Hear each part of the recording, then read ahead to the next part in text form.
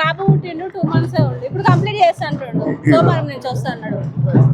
సరే కాంట్రాక్టర్కి ఇచ్చినారు. కాంటాక్ట్ సరే ఎన్ని రోజులు మొదలు పెట్టి 1 month అవుతుంది కానీ బాబు పుట్టిండని ఆగిపోయినాం మేము. సరే కానీ అంటే ఒక్కటేసారి ఇండ్లు ఎక్కువ మొదలైనాయి కదా.